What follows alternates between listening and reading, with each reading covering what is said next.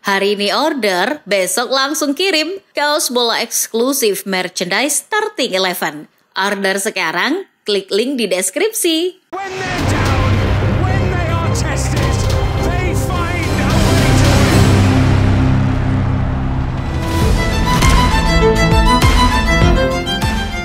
Melihat nama Nottingham Forest di papan atas Liga Inggris musim 2024-2025 adalah sesuatu yang janggal. Sama halnya dengan seorang pria yang pergi ke kondangan tapi mengenakan kaos band Morfem. Sah-sah saja, tapi kurang pas aja gitu. Sebab Forest biasanya lebih akrab dengan zona degradasi ketimbang zona Liga Champions. Namun kita tak bisa menolak fakta bahwa Forest memang layak berada di 4 besar Liga Inggris musim ini. Bersama pelatih berkepala gundul, Forest menunjukkan bahwa klub yang sempat tersandung kasus dan diganjar sanksi juga bisa unjuk gigi. Lantas bagaimana cara Forest menjelma dari sebuah klub mediocre menjadi klub penantang gelar Liga Inggris? Sebelum kita cari tahu jawabannya, kalian bisa subscribe dan nyalakan lonceng terlebih dahulu agar tak ketinggalan konten terbaru dari Starting 11 Story. Sebelum kita mengulas tentang siasat jitu Nottingham Forest di musim ini, kita akan mundur sedikit untuk membahas kiprah klub yang satu ini. Kisah perjalanan Nottingham Forest di Liga Inggris dalam 2 musim terakhir layak dikategorikan sebagai kisah inspiratif. Sebab klub yang bernuansa merah putih ini sebelumnya telah menjalani musim-musim yang melelahkan sebagai klub mediocre. Namun, musim 2023-2024 sepertinya jadi salah satu yang terberat untuk dijalani. Usai kembali terseok-seok di papan bawah, Forest memutuskan untuk merombak kursi kepelatihan. Pada Desember 2023, Forest pun menunjuk Nuno Espirito Santo sebagai suksesor Steve Cooper. Penunjukan Nuno jelas memunculkan keraguan, terlebih Nuno dipungut dari Liga Arab Saudi. Sedang berusaha bangkit, Forest justru tertimpa musibah. Forest yang terlunta-lunta malah dijatuhi sanksi pengurangan poin oleh FA. The Tricky-Trees mendapat pengurangan 4 poin karena melanggar aturan Financial Premier League tentang keuntungan dan keberlanjutan atau PSR. Forest mencatatkan kerugian sebesar 95,5 juta pounds pada musim 2022-2023. Itu melebihi batas maksimal yang ditetapkan Premier League, yakni 61 juta pounds. Alhasil, Forest pun terlempar ke zona degradasi pada bulan Maret 2024. Beruntungnya di akhir musim, Luton Town dan Burnley bermain lebih buruk daripada Forest. Mengumpulkan 2 kemenangan dari 3 pertandingan terakhir musim 2023-2024, Chris Wood dan kolega pun bisa bernafas lega setelah finish di urutan ke-17, 1 tingkat di atas zona degradasi. Nasib yang nelangsa di musim 2023-2024 bikin ekspektasi terhadap Nottingham Forest di musim ini tidak tinggi. Bahkan beberapa pengamat sepak bola berpendapat kalau Forest hanya tinggal menunggu waktu untuk kembali ke divisi Championship. Namun perkiraan orang-orang justru melesat jauh. Di awal musim 2023-2024, The Garibaldis justru bangkit. Dari 10 pertandingan pertama Liga Inggris musim ini, baru Fulham yang bisa mengalahkan Nottingham Forest asuhan Nuno Espirito Santo. Sisanya Forest mengantongi 5 kemenangan dan 4 hasil imbang. Sering imbang memang, tapi itu adalah buah dari meningkatnya daya juang pemain. Nuno ingin timnya berusaha semaksimal mungkin meski itu laga tandang. Mereka menolak kalah. 1 poin jadi target minimal yang harus dicapai Forest. Alhasil, Forest tak terkalahkan di kandang lawan dan menembus 4 besar Liga Inggris. Urutan ketiga jadi peringkat tertinggi yang bisa dicapai Forest sejak 26 tahun lalu. Yang bikin makin menarik, pelatih yang mirip Sheikh Puji itu membawa Forest mengangkangi tim-tim besar seperti Chelsea, Tottenham, dan tentunya sang calon juara musim ini dan musim-musim berikutnya, Arsenal. Padahal Nottingham Forest memulai musim dengan cara yang berbeda dari biasanya.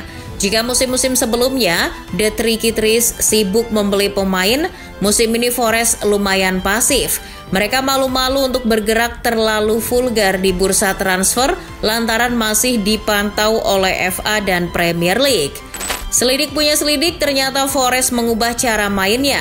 Mereka tidak asal lagi dalam menggait pemain. Forest mempertimbangkan kebutuhan, kualitas, dan harga pemain. Maka muncullah nama-nama ekonomis tapi punya track record yang oke. Contohnya seperti Nikola Milenkovic, Alex Moreno, James Ward-Prowse, serta Elliot Anderson. Forest sebetulnya mengincar satu striker handal awal musim lalu. Sempat dirumorkan akan menggait Eddie Nketiah dari Arsenal dan Santiago Gimenez dari Feyenoord. Forest justru kena PHP. Nketiah lebih pilih ke Crystal Palace, sementara Gimenez tetap melanjutkan perjuangannya di Stadion The Kuip. Untuk mengatasi itu, Nuno Espirito Santo pun mendaur ulang pemain-pemain warisan Steve Cooper. Salah satu yang mulai terlihat hasilnya adalah Chris Wood. Di tangan pelatih asal Portugal itu, Wood bermain lebih efektif dan mampu melebur dalam skema permainan tim. Yang terpenting, Wood kini tampil terengginas di pertahanan lawan. Nuno meminta Wood untuk memanfaatkan postur, kecerdasan, dan kemampuannya dalam membaca ruang. Jika kalian melihat dengan seksama, Wood selalu berdiri di posisi offside ketika timnya menguasai bola. Itu akan membuat bek lawan mengabaikan pergerakannya. Namun dari sini gameplay Wood dimulai. Ketika pemain lawan mulai terfokus pada bola, maka Wood akan menyelinap untuk mencari ruang di kotak penalti. Ia tidak banyak memegang bola, cukup kontrol, putar badan, dan melepaskan tembakan. Bahkan kebanyakan golnya tercipta melalui tap in. Tapi itulah tugas seorang striker, utamanya nomor 9 klasik macam Wood. Kini pemain asal Selandia Baru itu telah mencetak 8 gol dari 10 laga yang dimainkan. Itu lebih dari setengah jumlah gol yang dicetak Forest musim ini. Selain Wood, masih ada banyak yang mengalami perkembangan pesat di tangan Nuno. Salah satunya Callum Hudson-Odoi. Pemain buangan dari Chelsea itu disulap menjadi sayap kreatif oleh Nuno. Odoi kini berstatus sebagai pemain yang paling sering menciptakan peluang di skuad Forest. Menurut FotMob, Odoi sudah menciptakan 18 peluang musim ini.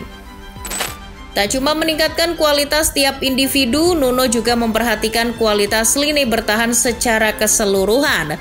Dirinya paham kalau Forest bukan tim unggulan, maka dari itu akan terlalu naif jika mengandalkan sepak bola menyerang. Dan hadirnya Nikola Milenkovic jadi solusi untuk meningkatkan kualitas bertahan Forest.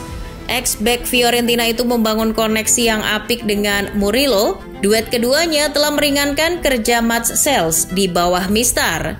Dengan postur tinggi dan kekar, Milenkovic dan Murillo menutup kelemahan Forest, yakni menghadapi skema bola mati. Musim lalu Forest kebobolan 23 gol dari skema bola mati. Namun, musim ini mereka baru kebobolan 1 gol saja dari skema tersebut. Selain itu, pertahanan berlapis yang didukung Ryan Yates dan Nicola Dominguez juga jadi penyebab Mats Sels jarang menerima tembakan on target. Menurut FBref, musim ini Forest baru menghadapi 34 tembakan tepat sasaran. Itu paling sedikit ketiga di liga.